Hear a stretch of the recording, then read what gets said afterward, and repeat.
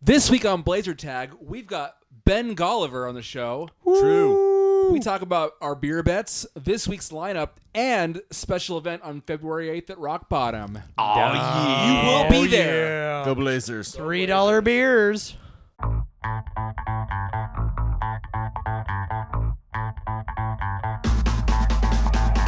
Hey, and we are here. It is BlazerTag podcast time. This week, we before we get into everything with Ben Golliver, we've got an event coming up. Ryan, what's coming up? So February 8th, the Blazers are playing the Charlotte Hornets at home. For any of you guys that or girls or gals or Equal Opportunity Podcast. However you identify. Anybody that wants to come down to Rock Bottom Brewery and hang out with us and watch the game and witness the magic that is a live show being recorded. Ooh. Come on down and do it. And side note, Rock Bottom is gracious enough to where they are giving $3 red ales $3. out. $3 beers out $3 for beer anybody night. who can say that they are there for the podcast. So there's no secret code word. There's no nothing. But just walk up to your bartender and say, hey, I'm with those dipshits, and point to the stage, and you get some cheap drinks. I will say, too, I'm going to be dropping a link to the actual event in the description of the podcast and the YouTube page. But also, if you want to go to Rock Bottom's page, you'll have all the details there. So go to Facebook and find Rock Bottom Brewery, and you'll see all the deets. Like them, follow them, tell them to give us more money, whatever. Yeah. We are super excited about it. So if you're in Portland, come on out. Yeah. Yeah. And there may be some celebrity guests down there joining us. We're for the working viewing on that party. too. We got some lines out. Yeah. Hey. Yeah. No. But at the same point in time, even if they're already committed, I'm not gonna say it for sure. I like the hook. If Secret you like to surprise meet, guest. We'll wait. if you like to meet local Portland celebrities, come join us. Speaking and of it's celebrities, not just us three. There is a celebrity we have on the podcast with us today. As far as I'm concerned, he's a celebrity. Yeah. And actually, He's my Jesus. he's not my Jesus, but I will say he's actually on Skype right now waiting for us to kind of chime in. So we do have the one, the only Mr. Ben Golliver. Woo! There we go. And so we'll welcome him on Let's here. go ahead and get into it. All right, Ben, first of all, thanks for coming on and being with us today. How's everything going? And things are pretty good. I can't complain. We're getting close to All-Star Weekend, and I'm down here in LA, and obviously LA is playing host to All-Star Weekend this year, so that makes everything like 5,000 times more hectic, but also more exciting. And I think we've also reached the point of the NBA season where we've got a pretty good feel for just about every team, including, I imagine, your Portland Trail Blazers too. Well, unfortunately, yeah, that is the case. We were trying to hang on to the small sample size statement a little bit longer, but I think we're kind of stuck with where we're at right now. Yeah, no, it's no longer early in the season, so sadly. But hopefully we can get some pretty good trades. I'm down for a trade talk. So actually, with that, Woj came out earlier today with the statement the Blazers were looking for forwards, to the shock of roughly no one. Any thoughts on that? Any thoughts on who maybe they would try to hunt? Or really, is there any in the back of your head what would look like a plausible good scenario for the Blazers in a trade? Yeah, I mean, I think big picture, the thing to take away from Woj's report, not just specific to Portland, but just in general in the league, is it's kind of confirmation of trends in terms of how people want to play. Everyone's looking for these two-way wings. That is the hot commodity. Everybody wants this interchangeability. I like to call it interchangeable, the ability to put five guys on the court who can kind of cycle through defensive responsibilities, keep everything spread out on offense, cover for each other, and still, get by rebounding. That's how people want to play because of Golden State, because of Cleveland. Portland is in an interesting position because they really don't play that way, especially when they have Nurkic on the court. And I think what I'm looking forward to them as like a playoff team, you look at the best teams in the West, especially Houston and Golden State. To me, Portland, the matchups there are really rough. And Nurkic, I think, is very exploitable against those kinds of teams. So adding wings, makes all the sense in the world. And when you look back at like Houston summer, that's really what they were trying to do too. So I think from the Blazers fan standpoint, it's good to be linked in this kind of report, right? Because not only do the wings that they have suck, and everybody knows that, but it means that the front office kind of gets it, right? Like there's not this disconnect where they're trying to talk themselves into some like crazy high ceiling from Heartless, or they're just praying that, Evan Turner will finally figure it out when basically everyone's given up on him, right? Well, so yeah. I think it's good to be in the report. The flip side of that is the rest of it seems pretty bad for Portland because there's lots of teams out there kind of competing for those types of players.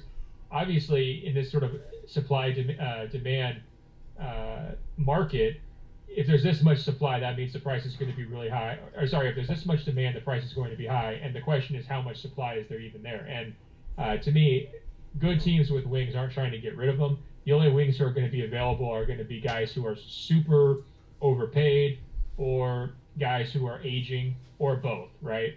So you can certainly trade for Luol Deng. Do you want to trade for Luol Deng? No, you probably don't in almost any situation. And to flip this around one final time here, what does Portland have to give up? I mean, that's a huge question to me. What are their trade assets? Anytime you want to be a buyer at the deadline, especially if you're a clear playoff team, and to me, Portland's on that track. I mean, even with the injury to Dame and everything else, they're kind of in that mix for the top 8. If you want to be a buyer, you have to have something you're willing to part with that other people actually want. And you can go right down the list in terms of player by player by player. I don't really see what Portland has that they're willing to part with that anybody else would want. And so from that standpoint, I am betting on a quiet trade deadline from the Blazers standpoint. And I know that's probably not the answer you want to hear, given you've got 5 weeks of material to fill. That's where I'm at. Well, I mean, like we're all, I mean, as diehard Blazer fans as though we're all still, we try to stay in the realm of reality, and we understand that, oh, hey, we can all go onto the ESPN trade machine and do whatever, and as long as it'll tell us that, oh, hey, that salary works. There is a way for us to get Paul George via trade. Yeah. I'm just saying it's mathematically possible. But no, I think we're all expecting about the same thing, even though we hope for more. One of the things, do you ever get the sense that the Blazers are just kind of, or Stotts, I would say loosely, are just throwing random players out on the court to try to increase a trade value? Mo Harkless has been so sporadic, and the times he's been in the lineup lately, he's performed well. Do you get a sense that that's kind of a trade bait kind of thing of, hey, look what this guy that we're not really using adequately can do? His rotations have been curious this year. To me, when I look at sort of how Stotts is doing his job, he's been very used to having really fun, fluid, high-performing offenses. And just knowing him as a guy and knowing what he values in the sport, I imagine that this has been a very frustrating season for him because the offense has just not been very good. And there's, you can go right down the list of reasons why, but it just hasn't been what you would consider that like quintessential Terry Stotts offense. So I think, there was a little blow up there with Harkless for a while. I wouldn't be surprised at all if his minutes when it was fluctuating there might have been a discipline related issue just because of sort of how he was talking out of turn, how he was playing. But I think also he is just frankly juggling. Like he's trying to find 5 guys who can score efficiently and the best combinations to supplement the 2 guards who everybody knows what they can do. And then also try to make sure that, Nurkic has a positive impact on offense when he's on the court. And that's been a really tricky battle for them. And, frankly, I never liked this roster's depth last year or this year. I was always sort of pinning their ceiling in terms of like their best case scenario on the big 3 really, if you want to throw Nurkic into that mix in terms of, hype or whatever. The big 3 being able to sort of carry these guys and make up for the weaknesses on other spots of the roster. And when those guys have played together, they've been good. They've been very good defensively. When Nurkic is on the court, they've been really strong overall on that end, but they just haven't been able to get it done offensively. And so I don't think he's necessarily worried about showcasing guys. If anything, I think, Neil tends to want the guys he's drafted to make sure they get a chance to play. And I think that's probably influencing some of these things where a guy like Zach Collins is making sure he's getting on the court at various points. But I think Terry's got bigger problems here. He's got to figure out how to score the basketball before he can worry about a showcase. Yeah, and I mean, like, I've been the biggest, probably out of the 3 of us. I'm just going to throw it out there. I hate Evan Turner. There hasn't been a game in which I haven't yelled, get him off the court. I mean, even in the Chicago game, I mean, he didn't play his way into my favor. It was just, for me, I was like, that's your flash in the pan kind of moment. I know he's kind of maintained some solid production as of late, but I do not think he is a good, solid person in the starting lineup, at least with the people that are around him. In my opinion, I think Pat Connaughton should, and see, I got the pronunciation right there, guys. Almost. Practice. I practice. I have the horrible ability of pronouncing his name. But I think he is a better spark plug in the starting lineup offense, and Evan Turner's offense is a lot more predicated to the second unit. Obviously, his would be the most hardest contract to get rid of.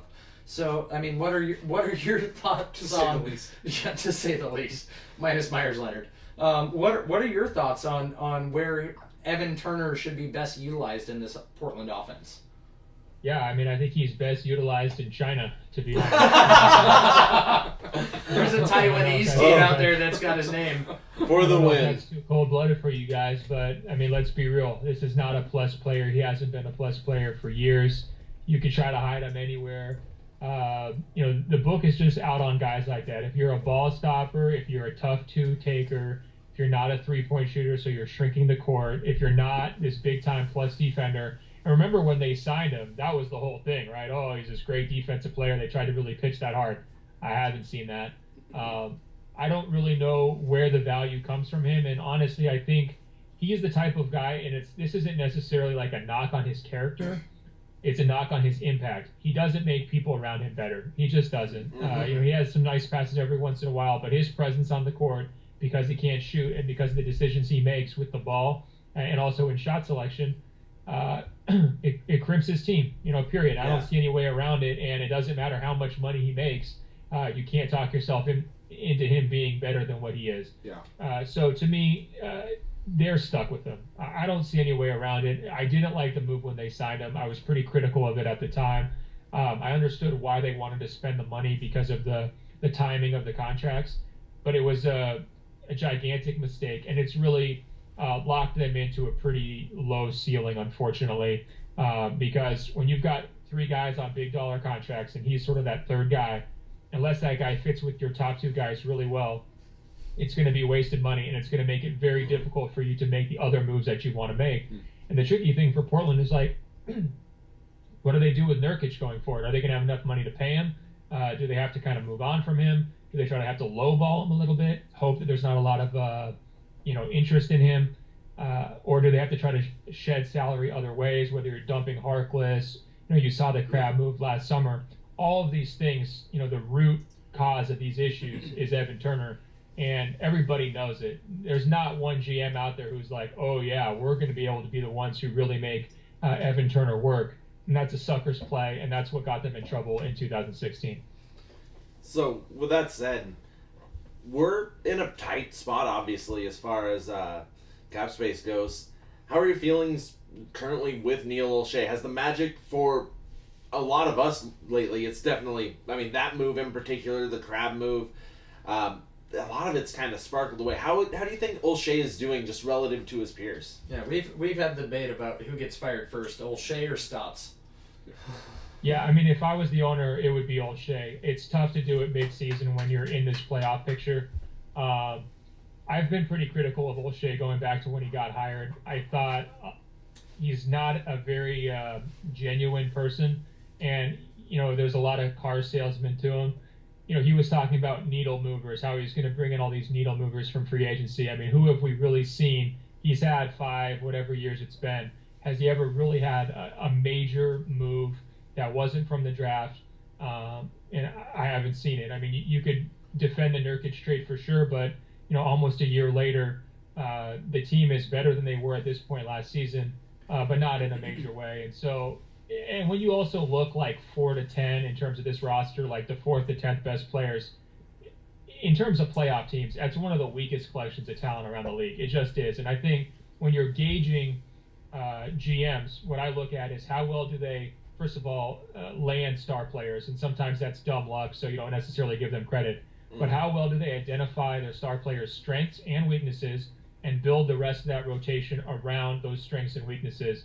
And they really just haven't done that with Damian and CJ very well to me. You know, they haven't really built out that rotation around them, and it's tough. I mean, we all know, you know, Portland's a tough market to attract guys. You know, we all know some of the issues there, but Paul Allen spent the money. And to me, Neil O'Shea went on a shopping spree, and he just bought a lot of crap. You know, he overpaid left and right on marginal talents, and he's kind of backed himself into a corner. So that's one reason why I think it's going to be a kind of a quiet trade deadline. And it's also one reason, frankly, why I think next year's roster is going to look pretty similar to this year's roster, because he is just log jammed, and this hasn't become, you know, during Lillard's prime, what you were hoping for was to ride that momentum wave from the first round series victory when they, you know, when Lillard, not the Rockets shot, but his second series victory, kind of turned that momentum into making Portland kind of a destination where people would want to come play.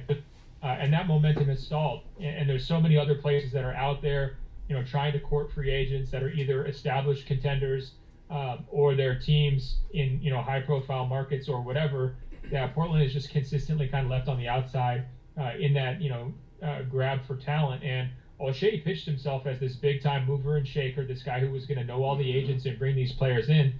He just hasn't done it. I mean, I don't know how long Paul Allen needs to look at this. And one thing I'd say too, the Paul Allen that I know, the Paul Allen that was ripping through executives in months when it was Rich Show, say what? Rich Show and Chad Buchanan. The Paul Allen that I know would have already fired somebody, and it's kind of surprising that he hasn't. Now, I don't know if he's getting soft in his old age. I don't know if he is just kind of realizing that this group doesn't quite have it, if he's afraid of teams like the Warriors and realizes it's just too difficult to keep up with them. But unfortunately, I think some big change is needed here. And the tricky part is if you fire O'Shea, then whoever replaces him, you know, most likely is going to move on from Stotts. And I'm totally with most of the fan base that says Stotts has done a great job in Portland. On balance, I think he's done about as well as anyone could have during that time period. And it's amazing how much loyalty he has from his players. Yeah, especially after Quick came out with his article. Jason Quick, I don't know if you still follow his stuff with the Oregonian, but came out this past weekend and was full up and down the roster player support for Stotts of, you know, and especially from Dame saying that, you know, if I got approached saying, hey, we're looking at a coaching change, I'd be like, why? So that's rare in the league, I think. It's one thing I'd say. I mean, I don't know if you guys are following this whole Lonzo LaVar thing, but I try to avoid it with a passion. Who are they? So I'll be brief, but like LaVar obviously calls out Luke Walton, and Lonzo, his response was, you know, I'll play for anybody. So if Damian Lillard said I would play for anybody in the same way that Lonzo said, we would all react and say, oh God, you know, there'd be jerseys burned in the streets. You know, he's out of here, and I think that's too. You know, Lillard's credit. You know, I think there's a lot of debate, you know, on the national level at least, like where does Lillard stand in terms of the best point guards in the league? Is he overrated? Is he underrated? He's kind of streaky, never makes the All-Star team. Like, you know, where does he kind of fit? One thing you could say about Damian Lillard is he has Terry Stotts' back, and he always has. He has for years. He goes above and beyond what most franchise players do. And that is a real value, especially for a smaller market franchise, to have a point guard who's totally aligned with his coach like that, to have a locker room leader who's aligned. I mean, don't take it for granted, because you could get this Lonzo treatment, and that story, which sort of passed pretty quickly in terms of like what Stotts' you know, situation here. I mean, it hasn't really gotten that full crazy buzz yet. You know, Lillard could turn that into an inferno if he just took a hands-off approach like Lonzo did. And you know, if I'm Lonzo or people around him, I'm saying, hey, look at Damian Lillard, see how he conducts himself off the court, see what he says about his coach, and, you know, try following that advice. Can I ask just the most random left field question? And then we'll let Brandon get one question in eventually. Brandon will eventually ask something. I just got one just because you mentioned it, and it's a thought I've had in the back of my mind. Who wins in a fist fight? Lonzo Ball, Swaggy P, Nick Young. Man, you know, I'm not much of a boxing judge. Basketball is more my forte. You know, Nick Young, he's all smiles up front. You know, I think I would probably go with him just because I wouldn't be surprised at all if he's got a nasty side to him. The thing with Lonzo, though, his affect is so flat. I mean, he's just really monotone and just very, very plain at all times. You wonder if there's like a little silent killer to him. You know, Brandon Ingram's kind of the same way too. The Lakers have really kind of a fetish for these guys who just are really boring, which is strange because it's like the most like carnival-like franchise of all time, right? They went total yeah. yin yang from Kobe. I guess, gun to my head, I'll Shaq. take it, yeah. Okay. Brandon, you got something? So in regards to the league and then back to the Nurk stuff, what would you say the current level of interest around the league is regarding Nurk? Is he playing himself out of a major contract?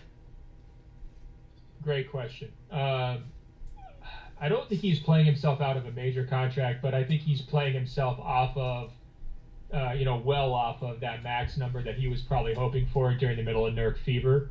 I don't think you can justify it. I mean, when you look at his overall offensive impact, I think it's tricky. I mean, you're working around his shot selection. You're working around his kind of like hit or miss finishing in the paint. He's not necessarily somebody you can always throw the ball to on the block and get a bucket. Clearly, he's not a three-point shooter, and he needs touch. We've had a long-going bet on that. Part of the problem is, though, you really have to force feed him. He's not going to play at his defensive ceiling. He's not going to give you max effort unless he's touching the ball regularly and really involved. And so that drags on your offense in kind of quiet ways. If I'm Portland, I'm looking at the rest of that front court, and I'm just kind of wondering, like, who else can even play basketball? I mean, honestly, like, a lot of these guys, we can nitpick Nurkic to death, but a lot of these other guys are just not impact-making type players. And so it's kind of been a perception change type of year for Nurkic. He's almost become like this defensive first type player, which, I really didn't see that coming necessarily. But that's what the numbers say is like, their defense has maintained pretty high league-wide when he's been on the court. So he has value, not as much value as I'm sure he hoped. And if you're Portland, you really have to think hard about paying him and keeping him because the other options that are out there, to me, are significantly worse. Yeah. So we're playing the Thunder this week. Our big three clearly doesn't stand up to their big three. Yeah, I don't think they've put up 80 but points. somehow the sum of our parts feels a little bit more coherent than theirs, despite everything we've already said and you've already said in this episode. Maybe we're a little too regionally biased. How do you feel they're doing over there with those three guys? I mean, until about 3 weeks ago, I thought the Thunder were the biggest disappointment in the league. They've started to figure it out a little bit, especially offensively. Mostly less has been more for Carmelo Anthony. I mean, I wouldn't even call their big three a big three. It's a big 2.5. And the big two is a really nice two, but Melo, I mean, he is at a really kind of awkward point of his career. Oklahoma City, though, is starting to figure it out. The thing is, when you have legit superstars, guys who have been sort of like all NBA first and second team players, multiple times, it makes it a little bit easier for those role players. And so when I look at their roster, like 4 through 10, I mean, it has a lot of the same issues Portland does. I mean, they don't have a ton of talent. They're kind of trying to plug minutes with, a lot of veterans who have kind of been around or just totally unproven young guys. They don't really have, if one guy's hurt, and Robertson's been hurt lately, but, Paul George missed some time, Adams missed some time. I mean, it shows through so quickly. Like, Golden State, they can rest 2 players. Houston can get by without Chris Paul for a month. Oklahoma City loses any one of their starters, and it's like, oh God, what do we do? It's almost like they have the leaky roof, and they're trying to like move the little pots around to catch all the water. I mean, that's sort of we ran out of pots and pans. The impact over there. So, I mean, to me, their ceiling is actually not that high as a team. I mean, I think they'll probably win a first-round series. At least they should. But I think they're going to kind of be, dead to rights after that. But, you have to put them maybe a half cut above Portland because, it's very difficult to see Portland winning a first-round series, to me at least, at this point of the season. And you have to like their sort of leading talent. Their top 2 is definitely better than Portland's top 2. And, like, in regards to, I remember back in, like, 2007, you were, like, really big on the Durant to Portland stuff. Were you on the Melo train at all when he was kind of on the speculative talks for coming to Portland? I was into, like, what the heck, why not? Okay. Hey, welcome to all of our Yeah, so we're probably on the same page there. I mean, I also felt kind of similarly about, like, CJ doing his recruiting of Paul George. It's like, hey, why not? If they're not going to fine you, like, if the league office isn't going to come at you and fine you, try it, see what happens.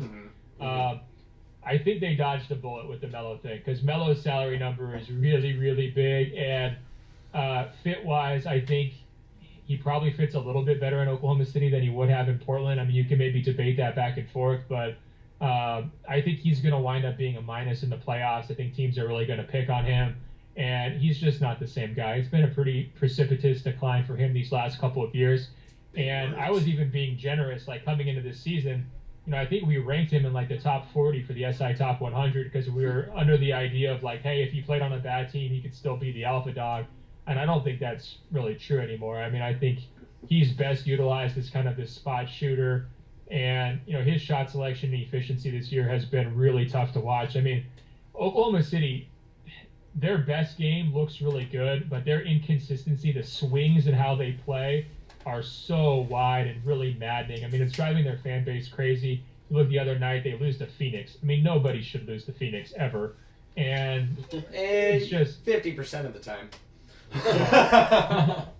So from that standpoint, I think you probably dodged a bullet. At the same time, like, who do you rather want? Who do you want, like Evan Turner or Melo? And it's like, God, you're kind of stuck. Which ball dominant wing do you want more? Oh boy.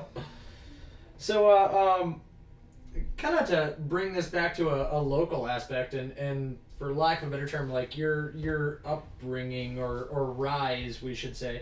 Do you ever miss having to only cover one team, kind of as you did in your time with Blazers Edge and just basically reporting on the Blazers, or do you like your league-wide berth? There's pros and cons to both. I mean, the one thing I'd say is I did have kind of the best of both worlds at Blazers Edge just because I wasn't traveling for 82 games. The beat writer lifestyle that you hear about, I mean, and these guys who have really been out there and grinded and done it. I mean, you mentioned Quick earlier and Freeman and, obviously Dwight James and Kerry Eggers, going years back. That is a tough life, and it's something that, just in terms of like mental health, I'm kind of glad that I never had to necessarily do that. Now, at the same time, I was working 365, days a year at Blazers Edge for years and years and just loved it. But, it was kind of easier to avoid the burnout by not having to do that. In terms of covering one team, I mean, the advantages, or I guess what initially drew me to covering just one team and to wanting to write for Blazers Edge was how promising it seemed in 2007 and 2008 with Ode and with Roy. Yeah, no. When we had Deckard on early, he told us that was the best like lottery ticket that you guys could have bought. Is that whole whirlwind of info and everything, and the happenings with the team. Well, and that's 100%. what sucked all of us into that site too, for that matter. Yeah. Side note, you got three hardcore people out of that. Oh yeah, season. no, look, everyone should have. I mean, it was a fascinating time. Great personalities in the front office. Nate McMillan, maybe not the world's best quote, but still, kind of a straight shooter. I mean, how many times did he say deep post position? I mean, 20,000 probably, right? I mean, deep post position was like his mantra. I turned that into a shot game. That and was it protect the ball? Yes, that was it. So from that standpoint, when things are really good, there's nothing better than being on a beat. But you have more flexibility. You're not stuck. If the team hits a lull momentum-wise, or you go through 5 season-ending knee injuries in whatever 4 years. You gotta pour one out here real quick. I'm glad I read less MRIs than I used to have to. But there's pros and cons. I mean, the nice advantage of being on the national side is you can pick and choose your stories a little bit more carefully. You don't have to force anything. And then, obviously the biggest stories, whether it's the finals and the draft and stuff like that, free tickets, where there's guaranteed interest. People are gonna want to hear what you have to say, and so it's a different challenge in terms of coming up with unique angles and being a little bit different, trying to stand out from the crowd. But it's a little bit easier in the sense that people are going to care, and for a couple of years there, it's always tricky. The interest wanes. I mean, I'm sure you guys can kind of feel it, this year too, probably a little bit. And in terms of some of the home crowds, they got a little quiet there for a while in Portland. And that's always tough for me to see personally, because I love that building and I love when the crowd's going nuts. And you always want them to have, something to really cheer for and get behind. And some of the best basketball moments that I've been involved in are in that building, whether it's, Lillard's shot, Brandon Roy's fourth quarter comeback. I mean, the list goes on. You're going to make us cry, Ben. Oh, I know. So that's what I'm saying is, it's tricky. I mean, you guys are, I'm sure, like I said, you're probably feeling it right now in terms of like, where's this team going? And if there's no solution, people who aren't as hardcore as yourself might start to tune out a little bit.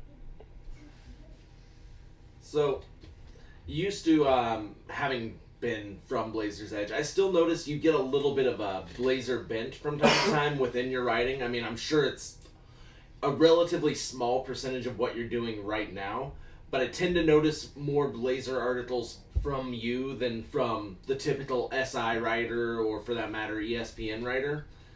Is that a personal choice, or is it that that's the assignment you get because you're kind of the go-to expert on the crew? I'd say it's a little bit geographical just because of all of our SI.com writers. I'm the only one really on the West Coast. I mean, we have a couple of magazine writers out here, but the other guys are, like, we have Rob, he's in the Midwest, and Andrew's back east, and Rohan's up in New York. So sometimes the stuff that happens just, timeline-wise, even, like, if it happens at 10 o'clock p.m. Pacific, I might be the only one up. So sometimes that's why I write about it.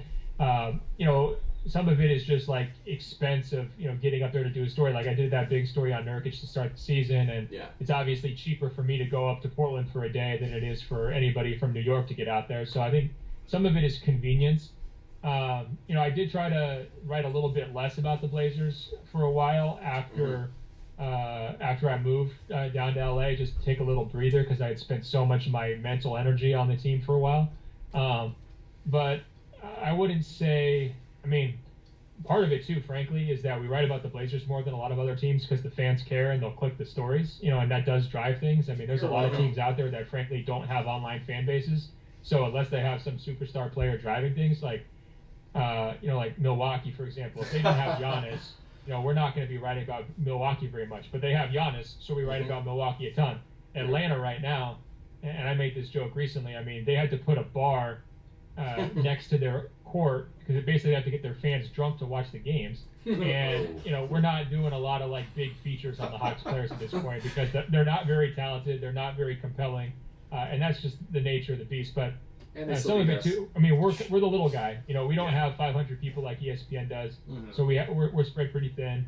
We try to cover all bases if we can, and Portland, even if they're not a top 2 team in the league, is always one of the teams that tends to generate a lot of discussion online. Part of it's because Lillard's so good with the marketing stuff. Part of it is because, that Nurkic trade was really just like this big flashpoint moment. CJ's got his own, passionate, loyal fan base as well. So the Blazers tend to just always be in the mix. And even stuff like jerseys and, Oh, don't get us started on the statement jerseys. I know they're 5-2 now, but I still hate them. Well, that's the thing is like, the Blazers even make news when they do stuff like that, whereas a lot of other teams, like, I mean, they look like they ripped their jerseys out of the East Bay catalog. I mean, they're just like these plain, these Detroit jerseys. Some of them are just terrible. And so I guess to answer your question in a very long-winded way, I enjoy writing about the Blazers. I'm close to the Blazers geographically compared to the other people, and people like reading about the Blazers. That's a big part of it too. Yeah. No, so, well, what teams are you excited about? I mean, are you still? I mean. What gets you going? Like, what team gets you excited? He can't say that. He's going to lose his bias. Oh, it's true. He can't claim his fandom. Yeah. Well, here's what I'd say. I get the most excited now. I think there's the casual fans who like teams once they've officially arrived. Yeah. So, they've kind of crossed over. Like the Celtics this year kind of crossed over into the casual fan space. There's what I like to call the kind of the hipster fans who are in really early. So a classic hipster take would be to think the Lakers are really cool this year because of Ingram and Ball, even though they're the worst team in the Western Conference, or to be like, oh, the Sacramento Kings, I love them because they've got Fox and these other young guys. But, how many games are you really watching the Sacramento Kings? I mean, most fans are not really tuning in for a team that's bad, right? So I kind of like to split the difference. I like the teams that have sort of, if it's like the butterfly effect, like they're out of the cocoon and they have sort of just starting to figure out how to fly and they're not quite on the mainstream level yet. So to me, teams in that zone right now, Milwaukee, I think Philadelphia is. Wait, probably you got a trusted lot the of- process? Yeah, I mean, they're out of the process, but like they still haven't really figured it out. I mean, they're kind of flirting with that playoff line. So Philadelphia is pretty interesting to me. New Orleans has been pretty interesting just because they went all in on Boogie, and that was such a just mind-blowing decision there. Those are some of the teams that I find the most compelling during the regular season. But then during the playoffs, I just switch over to who's really going to win the title. And that's kind of my mentality. And Golden State has made that conversation pretty straightforward here for the last couple of years, and it's really tilted the conversation to like who can steal the title from the Warriors, and that's always fun too because then you're putting Houston versus San Antonio versus Cleveland in kind of like this little death match, and I get a lot of fun out of weighing the relative merits of those kinds of teams. I do want to say I am personally putting Houston above Golden State in this year's Western Conference. I think Houston will represent the West this year. Make the case. I want to hear it. Make it. I just think that with the addition of Chris Paul and if you can get a fully healthy roster, so it sucks that Harden's out right now with his what is it, hamstring? Doesn't suck for us this week. Or cap. Yeah. Great timing for us for Blazer fans this week. But no, I basically think to me when I watch Golden State games lately, it very much depends on the matchup, and I kind of get a almost LeBron-esque sense from them about, they just think they're the big kids on the block, and because of that, they should win. Now, granted, most of that comes from Draymond Green and their auxiliary players instead of from Steph and Clay, but just the impression that I get, I don't know, I call it a gut reaction if you will, but I think Houston will come out ahead of Golden State in the long run, at least this year. Yeah, I mean, I've been really big on Houston. I'm not sure I'm willing to go all the way where you are, but I respect it because Most it's outside the box. I think Harden, even though he's like probably before he got injured was the MVP favorite, to me, he is so easy to dislike that he winds up somehow being underrated, and it drives me a little bit crazy. Like, his offensive game is so masterful, and the way they've constructed the team around him is basically like a blueprint. I was mentioning earlier with like how do you fill out your rotation around your best players' strengths and weaknesses. Like this year, you really pretty much couldn't have done it better than they did. I mean, they found a great number 2 guy for him in Chris Paul, who is an offensive player and a defensive player, which Harden needs to have that cover. They've collected these 3-and-D wings who actually play defense, who again really help Harden. Everybody's in shape. They can run up and down the court. That includes their center and Clint Capella, who's like a gazelle. He's Capella's magical. a great I finisher in a 2-way game off of Harden's passes or Chris Paul's passes. Bottom line, everybody fits really nicely, and they're not necessarily exposed in any major area. So from that standpoint, like, you really have to tip your hat to them and say, like, how much better could they be? And they're going to be a fun team to watch at the trade deadline too, because they're the kind of destination now where they've worked themselves into this conversation where, like, if you're a player who has any sort of say in terms of where you go, you're now trying to steer yourself to Houston because they legitimately do have a chance to beat Golden State, like you're mentioning. So that and no income team. tax. Yeah. Oh yeah. I mean, and all sorts of nightlife things down there too, or so I'm told. Gentlemen's clubs and so forth. But Really, you're going to give Houston over Portland on gentlemen's clubs? I Well, think that's it's a not- hard sell on that. Per capita. You probably don't have to walk through the rain to get into those, though. Look, I think it's not my demographic necessarily. It's not what I'm interested in, but I do think from the NBA players' perspective, there might be a preference for one season or one city over the other. But what I'd say is,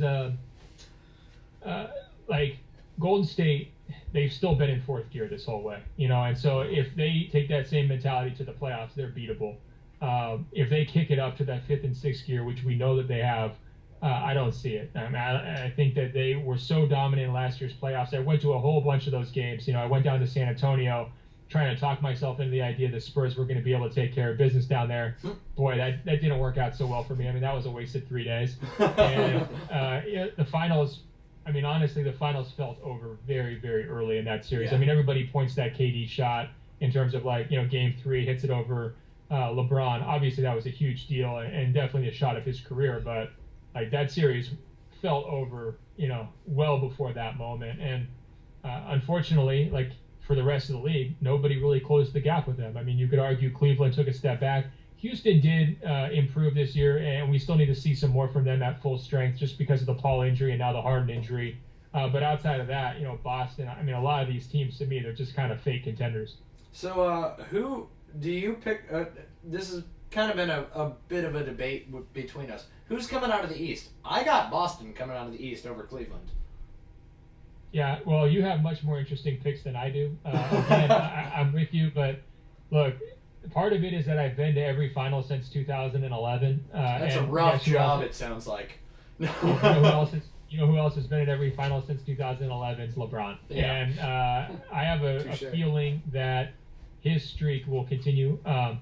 And part of it's just in terms of like how they use Isaiah. I mean, I'm sure you guys saw firsthand in that Blazers game, but like that was so much smoother than I anticipated his reacclimation going.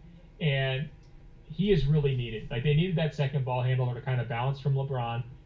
And then they also just needed like somebody else who was capable because they're just plugging holes with lots of old guys. He raises their offensive ceiling, and I don't see any team, including Boston, with the defense to, number one, stop LeBron, because there's a clear formula. You have to have multiple physical perimeter defenders you can throw on LeBron, and Boston doesn't really have any of those. And then you have to have an elite rim protector who can, basically cut his path off once he gets to the hoop, and they don't have that either. I mean, unless you want to throw Aaron Baines in that category, and that's probably a little dicey. So they just lack the fundamentals to slow Cleveland down, and I think Cleveland's taking this approach that, like, if we just blow everybody off the court and all we do is care about offense, we're going to be able to take care of the East. It's worked for the last 2 years, and I think it's going to work again this year. If Hayward were healthy for Boston, I think it would get a little bit more interesting, but I'm just assuming that they're going to just punt him until next season. Random question: were you at that game, or did you see that injury? I watched that on TV. But we all fast forward it collectively after throwing up our dinner, right? No. Yeah, no, I haven't been to Cleveland since Game 4 of the Finals. Thank God. No, just kidding. Cleveland's fine. I'm a Michigan football fan, so I like to get the Ohio digs in every once in a while. But no, I've been actually out here in LA for pretty much the whole season. So, what's the best city to travel to when you're just covering the league? That's a great question. The only questions we have. It depends on what you're going for. Like, if you're going for atmosphere at the arena, teams like Boston, even Oklahoma City, Golden State, Oakland, I think those are some of the best, the most memorable. I like San Antonio too. I mean, I've kind of become this like, closet Spurs devotee where just the way they do things, I just respect so much, and that's just from the top down, ownership, front office, coaching staff, and then even their role players. I mean, how guys buy in and how they get the most out of those guys. It's really something to watch, and their fans are so knowledgeable and so passionate down there. It reminds me a lot of Blazers fans, in that it's the only show in town. I mean, no offense to the Timbers and the Thorns, I know are pretty good too, but when I was growing up, the Blazers were kind of the only show in town, and that's how it is down in San Antonio as well. So I like those atmospheres. In terms of the cities, because I now live in a big city, I kind of like experiencing other big cities in small doses. So like the Chicagos and the New Yorks, just like hopping in and out for a couple days is actually great. It's like exactly enough of how much you need of the city without like it being overwhelming. But I think that pretty much covers it. One dirty little secret. I mean, I haven't actually been to that many different NBA cities because so much of my travel is kind of playoff oriented, and so many of these teams are kind of in it year after year. Oh, one team I forgot is actually the Miami Heat. The sports writers love the Heat. Let's just put it that way, because you had the sunshine in June. You had the stadium that's like right near the Marriott Hotel. The hotels are pretty cheap, so you can stay at a nice one. You're right on the water. The team was awesome. The facilities are really nice down there. So the one weakness was the fan base. Like leaving early during a finals game, that really ground my gears. I mean, I was, I could never in a million years see Blazers fans or Spurs fans doing that. So that got me a little bit uncomfortable. But besides that, Miami is always like top shelf, kind of A or A plus type city to visit.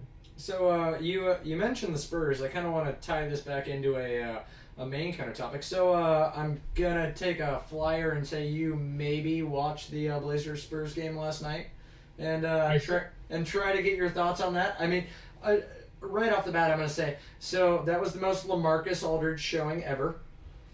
Missing the last second shot, breaking those last 2 free throws. That kind of thing, but and we all had heart attacks the entire game. Well, he's not holding on to anything or anything about LaMarcus. Don't worry. No. Don't worry about him. On the flip side, I would wish that he was on the opposite block of Nurk still. I think that would be a dominant force if we had Damian, CJ, Nurk, and LaMarcus. Then it doesn't matter who the hell you throw out there on the wing. But anyway, well, I saw the final couple possessions. I wasn't surprised when LaMarcus missed that shot. I mean, it was one of those things where like Pop probably drew that play up just because it was Portland, and like let's see if LaMarcus can kind of be the hero, and he's used to these rims kind of thing. Yeah, and it was just sort of like this is your city, kind of like this was your city, so like you go out there and do it. And I wish they had gotten a better shot. Let's put it that way. I don't know if you guys saw the slow motion replay of CJ's game winner though. Have you guys seen that? Like they had got it from a couple different angles. The Blazers had it on Instagram. Yes, we have. And actually, we do a shot of the week. That is our shot of the week, and we will be taking a shot later for that. But so yes, we've seen all angles of that. I don't know if we're unanimous yet, though. We've been debating whether or not to give the shot of the week to CJ for that shot or to the rim for it going in. It was helpful, but I give the shot of the week to the crowd because the crowd was so delayed reaction. They were like, "Oh my God, it actually went in after it bounced for like the 7th time." I don't think anybody in the arena breathed for a good solid 7 seconds. That was the quietest I've heard my TV in forever. I actually didn't see it go in at all, and I was swearing up and down until I realized the score went into our favor. And yeah, this is also coming from the guy that when the Blazers lost to the Hawks, thought they won. Yeah, so. I looked. It was my birthday, and I was under the influence of alcohol, and I saw the score in the backwards order. So I was like, "Oh, we're up by 13 points. No big deal." And then we lost. Like, I showed him the score, and he's like, "How the fuck did that happen?" I'm like, "It's been happening all second half." Yeah. Well, that's why we're fans and not coaches, right? That would be problematic if you were, managing your rotation under those same situations. Maybe Don Nelson could tell us something about doing that. But I was gonna say, let me hear a little bit more on LaMarcus because I feel like I've been defending LaMarcus over the years a little bit. At least I know there's a lot of people who are really angry about him for leaving, and I'm not going to argue that part. But if you could have him back, I mean. Wouldn't you take him back? I would take him with this roster, but it's with this roster only, and that's only because, so Nurk tends to operate a lot down low, close to the basket. So when he's working, that's what he's doing. This is true. If somebody punches him in the nose before the game and he's actually engaged in what's going on, Nurk is operating down low, close to the basket. LaMarcus, I would love on this roster as being the stretch 4. Obviously, Myers is not going to be our stretch 4. Zach Collins is, that's trying to be our. He's trying to be, but growing at a much faster rate than Myers ever did. Yeah, that is true. But no, I'd take LaMarcus back if we could get him back without giving up any core pieces. So pipe dream. Yeah, LaMarcus is. I hold no ill will toward LaMarcus other than that. I feel like there was some character revealed when he left in the sense of. Kind of needing to be the center of attention, but also not being willing to put in the work to be the center of attention. He wanted to be the star without anybody focusing on him. Yeah. I want the attention, but I hate the attention. And kind of thing. Let's not lie, Dame is probably the hardest working marketer in the NBA. We can debate out the finer points as far as where he ranks as far as basketball players or even point guards. But as far as getting his name into places, as far as being a personality, he's one of the hardest working guys. And this comes from 2 people who have roller skated with him. Yeah, that was an interesting night. But LaMarcus was very much just a guy who assumed purely based upon the talent of him being a really good basketball player, he would matter to people. And really, in Portland, he did. But people talked a lot less about him when another guy showed up and was more fun to watch and more fun to listen to and more fun to interact with as far as the media, both social and traditional, goes. Now, I do have a question to you on this, Ben. So when LaMarcus, the year before he left, when he said, I want to stay a Blazer, he threw out the entire company line. Do you think that was him trying to chase a contract, or do you think that was him him being fed a script from up higher above? Well, I caught a lot of crap from people at that time because we were hearing the opposite for a while beforehand, especially just sort of how generally unhappy he was and how interested he was in maybe going somewhere else. Now, we didn't know where he was going to go, and I think he didn't necessarily know where he was going to go that far in advance. But to me, it felt like he was just trying to get everybody off of his back. And it's funny because there's been real evolutions with this in terms of covering the NBA. Like when I first started, nobody wanted the distractions. Nobody wanted the headlines, the rumors. I mean, I remember going back to Jared Bayless one time. I asked him, he had been in a trade rumor, and I asked him about that, and he looked at me like I was an alien. You know, he didn't want to hear anything about it. He didn't want to be on Hoops Hype. He didn't want a headline, and he was trying to avoid it at all costs. And I think it's a very efficient system now, the trade rumors market and the trades market and the free agencies and the signing. Guys have plans. They talk it through with their agents, you know, months in advance. They have scripts like you're mentioning. They're much more savvy about the entire way that it will play out. And I think in that case, you know, his top priority when he said those things was to get people to stop asking him questions, because LaMarcus has never liked to be put on the spot. He's a pretty funny guy, but he's not comfortable trying to make jokes in public. Like he's not an easy public persona. Yeah. And he's had some stuttering issues and things like that earlier in his life that makes him really self-conscious when he talks. And so I think it was more of a defense mechanism than anything. And I think sometimes, you know, guys, if you're having a really good day and things are feeling well and the team's playing well, then maybe you say one thing and, you know, it doesn't, we've seen plenty of circumstances where guys have kind of come back and looked like hypocrites, you know, whether it's a week later or a month later or 6 months later or a year later. But I didn't think he handled it that smoothly, the whole thing. I certainly was not surprised when he left. And, you know, I think from Portland's standpoint, you know, although they had that really nice season, or even 2 seasons sort of after he left, that was sort of the time where their timeline got blown up to me, because you look at Lillard's not 22. You know, I mean, they need to be winning this year with Lillard. They need to be winning next year with Lillard. And, you know, unfortunately, like his ability to really compete for a title during his prime years, to me, it's kind of flashed before our eyes much more quickly than I would have ever expected. And you can expect him to probably have 3 or 4 more years where he's really at a high level as a point guard. And are they going to be able to have a team around him that can ever compete during that 3 or 4 year window?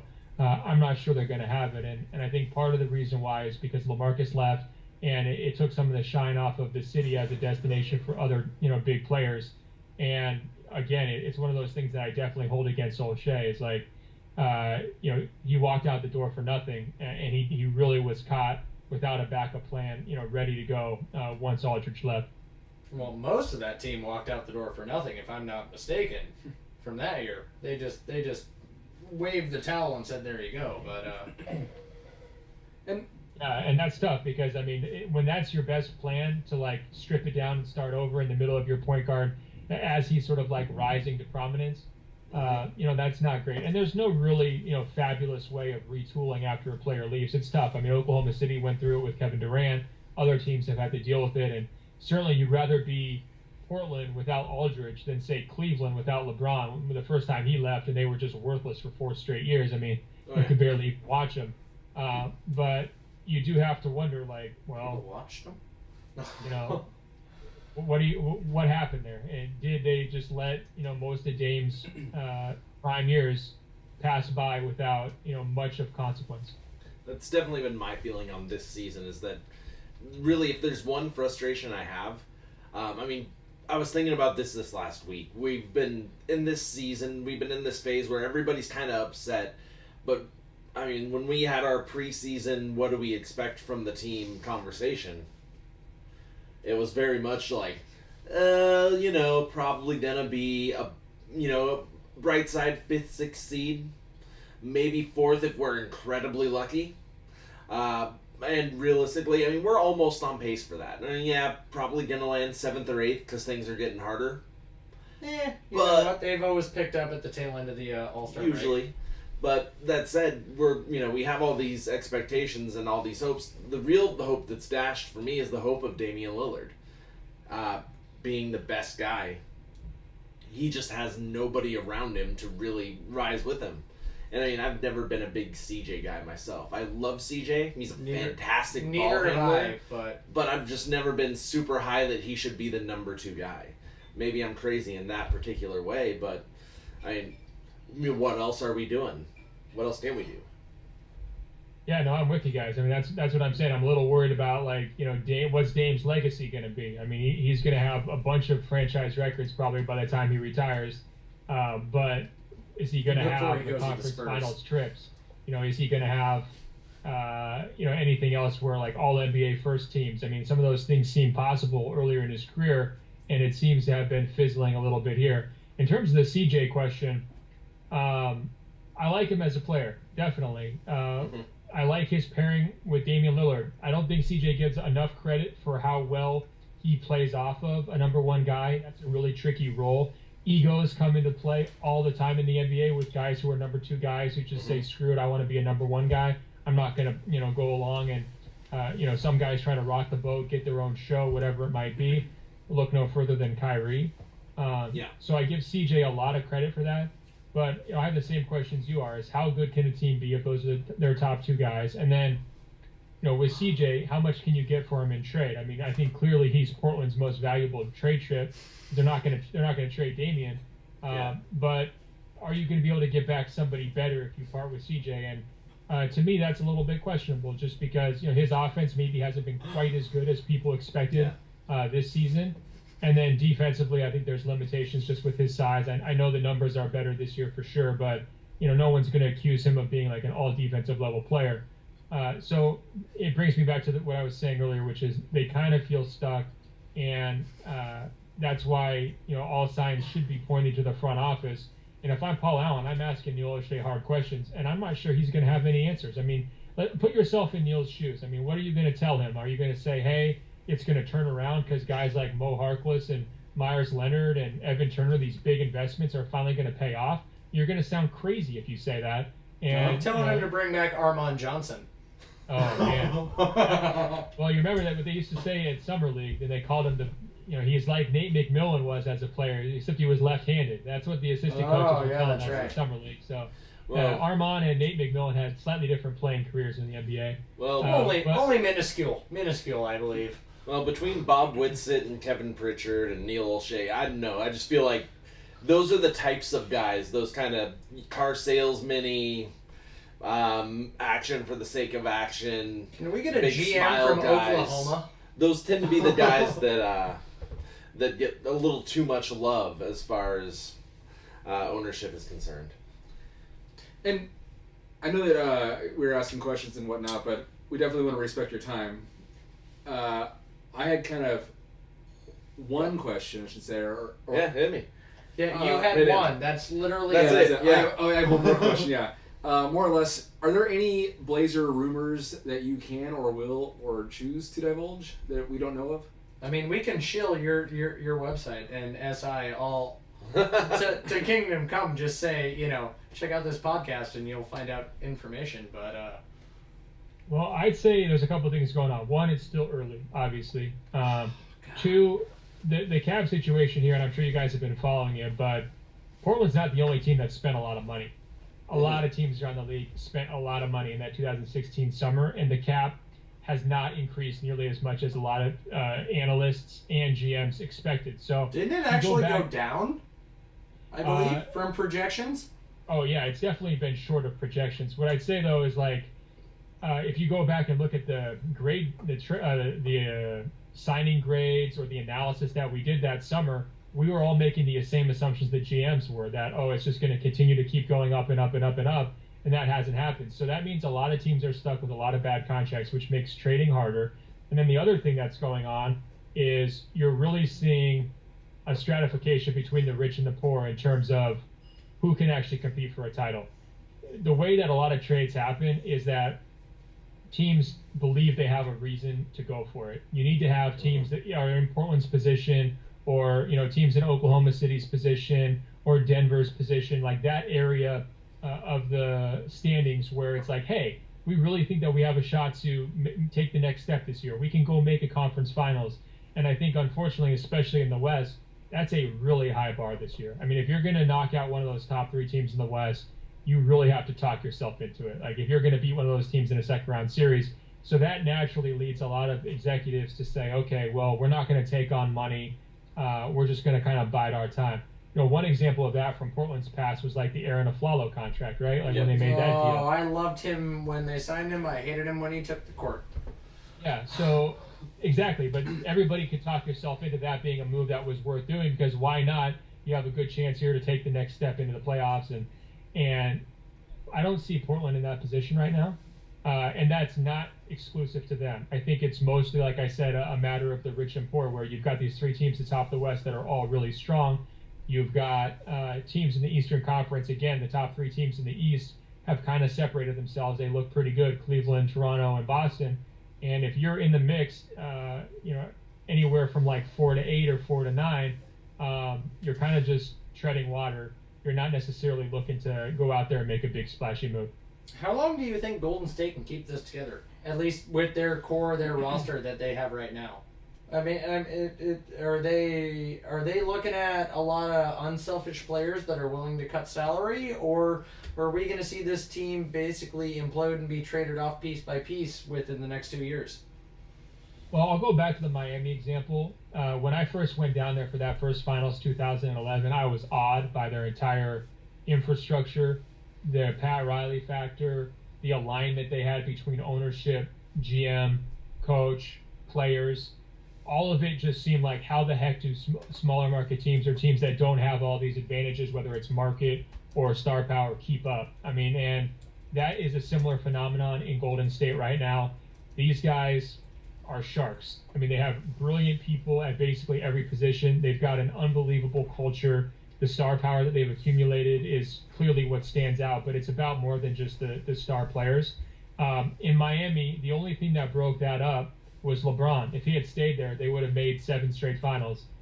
I think from Golden State's standpoint, if you look at their core guys right now, they're younger than Miami's core was when LeBron left by a lot.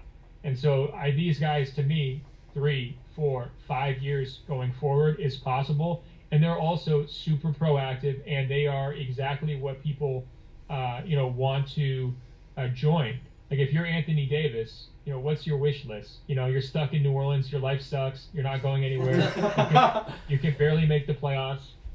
Who do you want to play for? If they have to trade you, who do you want to get traded to?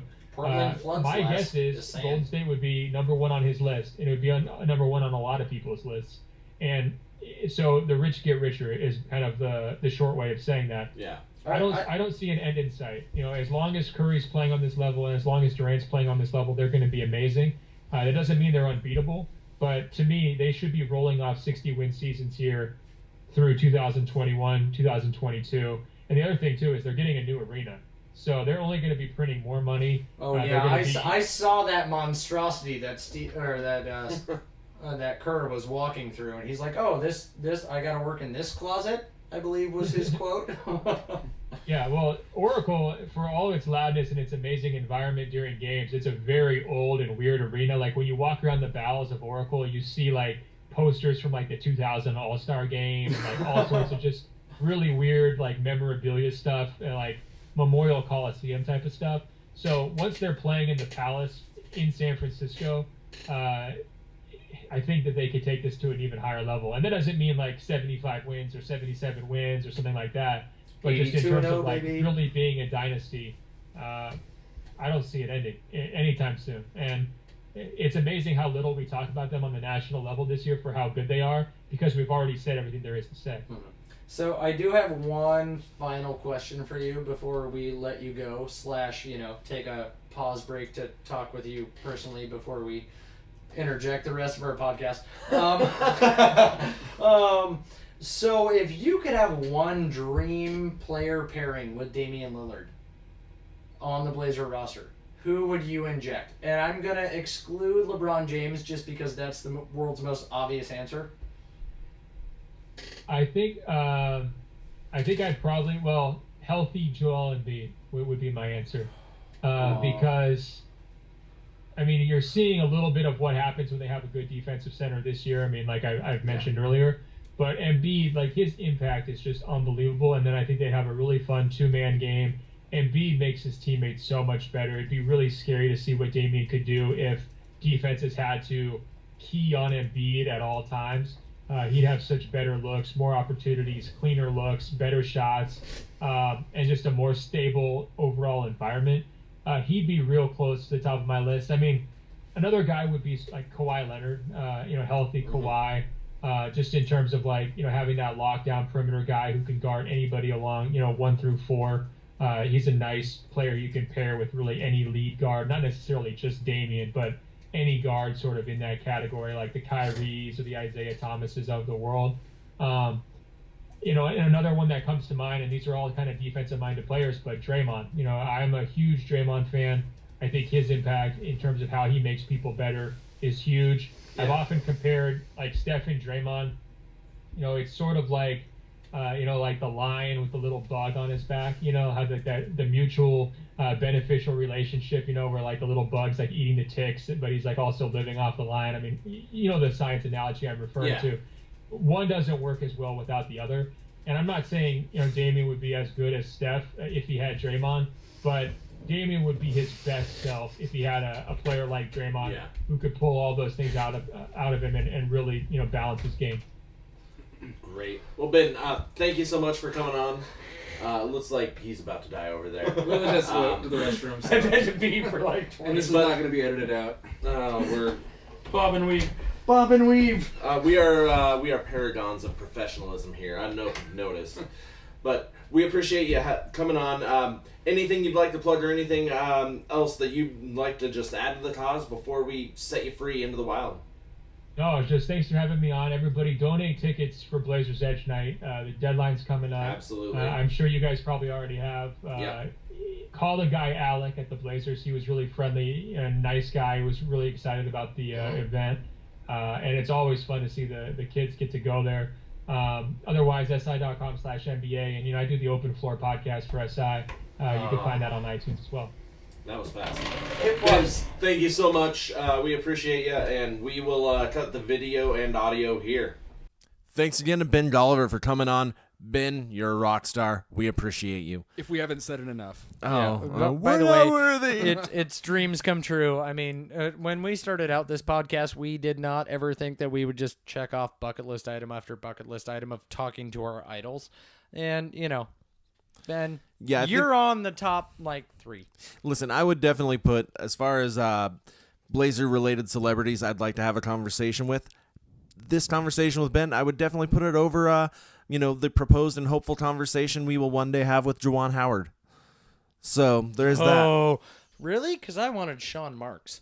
I want the Blazers' best three-point shooter of all time to come on our show. You know what? I bet we can probably get Dan Dickau, though. I think that's a possibility someday. That's true. Can we get Jared Bayless's headband though? Ooh, if we can hang it on my wall. Okay. All right, moving right along. On eBay So we already talked about it with Ben, but I think it's time, guys, for shot of the week. Shot of the week, baby. Shot. So set up this shot. What do we have going up here? All right, hold on. I gotta scroll somewhere. And do we give credit to the CJ or to the rim? I give my personal credit to that rim. So we're going with shot of the week. And as far as we're concerned, it was. Hold on, we got to play the ad first. Oh look, it's a cute cat. It was CJ with the best assist of his career. No, you won't. But 2 points to the basket. Set up the shot. Skip, what are we going to be watching? And so Blazers Spurs game. Blazers are down 1 point. It's 109-110. About 30 some odd seconds left, I believe. 13 seconds left. 13 seconds left. That's right. 13.4. I knew there was a third somewhere in there. And 13. did any of you guys have flashbacks to the last Blazers Spurs game? I didn't. No. I just try to forget about that stuff. So Fine. I was the only one. I was extremely happy to see that Terry Stotts drew up a play in which CJ McCollum could get a full head of steam. Running down the court. They inbounded the ball, back court. CJ got the ball. And here's the play button. Let's just go through it. And there's the inbounds. He gets it. Back court. Slow dribble. Full head of steam. He ends up getting LaMarcus on a switch and throws up a wing and a prayer off his right hand, which I guess, seeing as that it was CJ, he is the king of the runner. But I'm sorry, the angle in which he actually released the ball, I was like, oh shit, we just Here's lost. the slow-mo. Yeah. Bend up. Doom. Doom. The reason I want to give the rim a credit is because it's still up there. And down it goes. Because it killed like 4 seconds for us. I'm not gonna lie either. Just even watching it now, I still Look don't at that believe it even angle. went in. It doesn't even look like it went in at any angle. No. The net doesn't move at all. Oh, man. You're going to join the net Illuminati here pretty quick. I'm So- glad I'm right anyways, there with Taco Bell. So do we give this shot of the week to CJ or do we give it You to know what? the rim? I'm still... it's his first big game winner, at least this season. Nowhere near .9. After... Well, yeah, but after so many times of taking him this season and them not working, I think he's missed, 2 or 3 game winners at this point? He did, and He I earned actually it. did call him out last week, didn't I? I think you did. Yeah. So you know what? This one's for you, CJ. CJ, there you go. Here we go. Still making faces. I'm drinking water. I'm not gonna lie.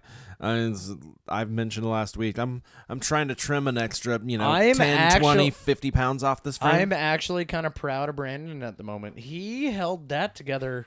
It was just an immediate reaction, and he just, I'm done. I'm good. Have you been taking shots in the off season? I was with Team Green over here, and that I was going to be dieting and drinking less, and that failed after last episode when I realized. He listened to it and he said, "I suck. I need to drink." Yeah, I actually need to be drinking more to do this show because drinking is my podcast fuel. And I know maybe I'd be better if I was drinking. All I know is I play poker better We not all drinking. agree.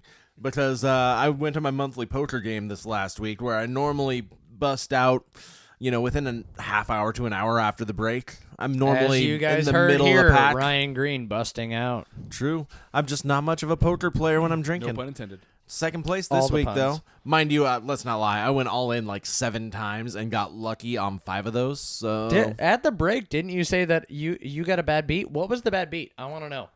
Oh, man, I don't even remember. It was last Friday. Oh, it You was mean 3 days ago? Yeah. Okay. Actually, you know what? It's I had pocket queens. Not a bad hand. Pocket queens. Flop hits. It was 2 number cards and a jack. I think a 3 and a 10 and a jack. So I was feeling pretty good. Yeah, pocket queen still solid. So the other person was someone who I was pretty sure you they were the low on chips. aggressor, They were or trying. Were you responding? So the other person had the bet ahead of me. On the prior go around, I made her push some extra chips in, and it was one of the last hands before we go. So she was trying to kind of bust out so she could get some chips. So then she threw some extra in, and I was pretty sure she was bluffing me at that point. So instead of adding 200 or 300, I called her all in, Oh, nice. and so then she flips her cards, and she had pocket jacks. So it was trip jacks to my pocket queens, and I did not get lucky on the turn or Didn't the hit. river. No, Didn't do it. that's some bad beat. It was, that said, I went from being the dominant chip leader to still the chip leader at the I was gonna table. say, dominant chip leader to slightly, less. But chip I, leader. I lost a good stack there, and I still managed to hang on and hang out and had a few really good hands and, walked out with a few bucks extra. Yeah. Because this is a poker podcast, right? Oh yeah, and speaking of this is a winning podcast this week. Yeah. Green's winner, winning, winner, and the Blazers are winning. This Well- week. 2-game win streak. 2-game win streak. 2-game win streak? That's our best home record yet. Yeah. And the 2 games at home. Okay, I was the like, we Reds- lost to the Hawks. I was like, side note. 50-50 this week. How do Red we have a 2? statement jerseys are now sitting at a solid 5-2. We won against the Hawks this week. No, you were drunk. You got that wrong. No, Ryan. It was the first game of this week. We talked about the Cleveland game on the last show. The next game was the Hawks. Water has been. All right, so folks, we need to have an EPA investigation into Green's water. Yeah, you're gonna be very disappointed. I'm actually you're gonna be very thrilled, knowing that we actually should we like? There you go. There's Cleveland. There's Atlanta. There's Spurs. Oh yeah. There's You know what? I was thinking of 2 weeks ago's hockey game. Still, we all know that. Yeah. Okay. I'm sorry. I pulled out my drank enough phone to forget about that game. and I don't know what's wrong with me. I'm a bad human being. You're not drinking enough. Speaking I'm a of, bad Blazer podcast. But speaking of games, though, this is actually a good look ahead. So if we're going to transition into future games this week, we've got a few good games. Green, you have the games A up on your few phone. good men. I've got them also written down on my notes. Who I would've also thought? have them up on my computer screen. Oh man, they're everywhere. Boom. So we've got OKC. Games. Oh, it's getting hot in here. OKC, Take off our Houston, and the Pelicans. Oh wait, and the Timberwolves will be Sunday. So we got 4 games between this week and next. Anybody feeling better about the fact that James Harden is out? No. Or do you think that Chris Paul is just going to whoop our ass like No. a motherfucker? I think I feel better with James Harden out than I do with Chris Paul out. I still think Houston is going to kick our ass. The only thing that I will give you on that is that Chris Paul is a crappier salesman on the phantom foul calls than James Harden. Yeah. Well, and I know I'm looking at this. I looked at the 5 games, including the Spurs game, and I was like, I think it was Timmy from Blazers Edge posted Timmy. He posted a thing on Twitter. Here's the next 5 games. How many do we win? And I was like, maybe 2. And then after that Spurs game, I'm feeling 3. 3 feels good. Out of the next 4 games. Well, that was it was before the Spurs game that he posted that. Because I think we actually beat Thunder personally. I think the Thunder's a very winnable game. We blazed the Rockets on a back-to-back hard game. Well, okay. And the Pelicans and Timberwolves are both very winnable. Pelicans more so. There's a caveat to all this. What is Lillard's true injury status? Because he came back and played against Atlanta, sat against the Spurs. He gets another day of rest after today as of Monday. I believe. No. He gets 2 days of rest before they play the Thunder. Anybody think that he's trying to save himself for a back-to-back, or do you think he sits out a game? I'm willing to bet. Mind you, this won't be the beer bet of the week. I'm willing to bet he comes back in Houston, takes OKC off. So he's sitting out Rockets? Yeah, I would bet. He sits out the Thunder. Thunder. And that's my prediction too. I actually think that he saves himself for Houston. If for no other reason, if he's going to come back out of those 2 games, I don't think you come back and play back to back. I think you take the first one off, and you ease in All from right, there. how about the second back to back? But I really think that we have a good shot. I think we have a decent shot of beating the Thunder, given our lineup without Lillard. I think we have a shot because again, Shabazz is the man. You got a ball hog heavy Shabazz team. is You got a the team that's man. hungry to win. Shabazz is the man. Shabazz is the man. Shabazz is the man. And I retract all my feelings about him before the season started when I gave up my. Again, who Yeah. called it? Oh, no, I'm going to be eating my words for sure into the season. Yeah, when we do you our both are. So I'm thinking at All-Star break, that's what we do. We do a mid-season review. We look back on those early picks. But so with that said, you know what? I think it's a good time for a beer bet of the week. Is it beer bet? I think it's beer bet time. So Green, you won this week's beer bet, and so this week's beer bet was what was it? Let's just scroll up. It was total Blazer turnovers versus the Spurs, and this was highly contested amongst the 2 of us that actually got the text. Well, you know, So it was Blazer turnover total. I now understand, for lack of a better term, gamesmanship, and I will be playing accordingly. But it was total turnovers versus the Spurs. Turnovers that the Blazers had. Brandon, you claimed 5. way low. Green. not way low than to way high. Yeah, technically. Green, you claimed 9. Feeling good. I went with the season average. I think mistakenly last week I think- said the Blazers average 14. I think your average was a little high. No. If you go and look it up, they actually I was low. Oh, I thought it was 12.5, No, but I didn't want no, to correct you. I said 14.5 was their average. They actually averaged 14.6. Ooh. So They had my 22 against the Spurs last game. Actually, no, they had 8 against the Spurs Oh, last. 22. No, that was last season. Oh, there They had 8 against the Spurs. That is one stat I didn't look up, but they average 14.6 turnovers a game. I sat at 15. At which point, me and Brandon both sat on a weird little teeter-totter because the Blazers had 9 total turnovers. I really wish we would have done this as a Spurs turnovers because those fuckers just gave the ball up like it was candy to children in a schoolyard. But, Green, you won the beer bet. The only reason that I am not handing beer off to you is because I don't want other fuckers to drink it until February when you start drinking again. Well, I'm just looking forward to banking more beer. So let's go for round You bank 2. the beer. Bank the You beer. bank the beer. Banking that beer. I'm just gonna Hashtag have. bank the beer. And per our adjustment to the rules as of last game, Green gets to choose. Oh no, wait, you lost. So the loser gets to choose. Whitledge gets to choose whether who to goes first, in what second, or order. third, given the beer bet. All right, gentlemen, the beer bet. We have 4 games this week, and we've been doing a lot of numbers. Let's pick a player. So this week we're picking a player, and we're gonna go with the player who. Looking for a stat inside of my head. I'm feeling good. You don't have stats up, right? I'm making sure I'm watching computers. There you go. I'm feeling pretty good about most assists this week. Most assists in 4 games. And as And- the loser, I get to pick the order. Yep, you. No, So no, you no. can decide to go first. I know. I'm gonna go second no matter what. It's either you go first or last. That's the order. Yeah, so you decide if you want last pick or first pick. I'll take So last. for the sake of I'll take gamesmanship. last. Oh, really? You're gonna I'll give? take last. So most he's assists. playing Hold gamesmanship on. here. Most assists in totality over the Blazers at Thunder, Blazers at Rockets, Blazers at Pelicans, and Blazers at Minnesota. We're talking most assists over the 4 games. all 4 most. games. You're picking a player.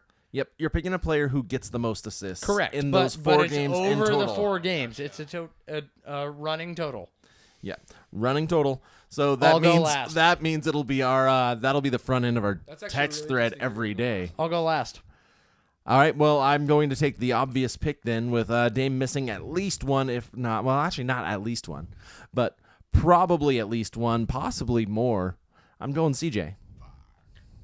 And Brandon screwed.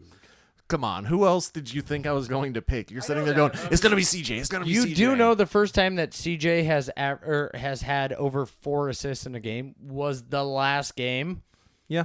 I That was also Shabazz Napier's career high, but yeah. so Brandon, you want to hang your hat on Shabazz? Is the man? I leaned toward Shabazz. That's I will actually say where I that. was leaning, but I mean, like, I'm deciding if I play it, take a gamble on Dame.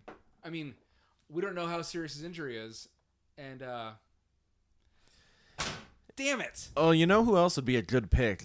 Does now that I'm out. we gotta let the man go. Yeah. we gotta you let the don't- man don't go and let me speculate. go. I got 2 other guys that now that I'm thinking about them, well, one of them especially. Wow, don't you speculate. think about men a lot?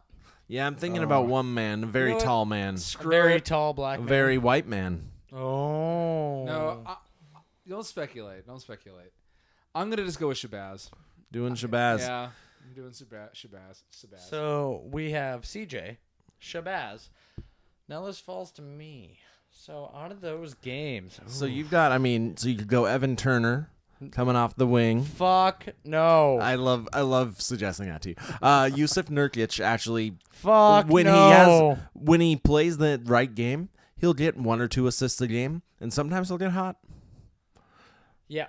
You Sometimes. really want me to hang my hat on 1 or 2 assists a game when we're talking about assists? I mean, Damian Lillard could come back at any time. You could go Dame. That was my gamble, but Shabazz and McCollum are off the board. They are off the board. You could go Chief. He doesn't pass. I'll go though. Lillard. Going Lillard. Oh, he's doing it. I'll bite the bullet. I actually can't believe he didn't go first in this one. 'Cause this is a pretty player heavy choice. Yeah, this felt like being first was very advantageous for me. Thank you for that, Woody. Well, hey, we all agreed to the rules last show. But you picked the order.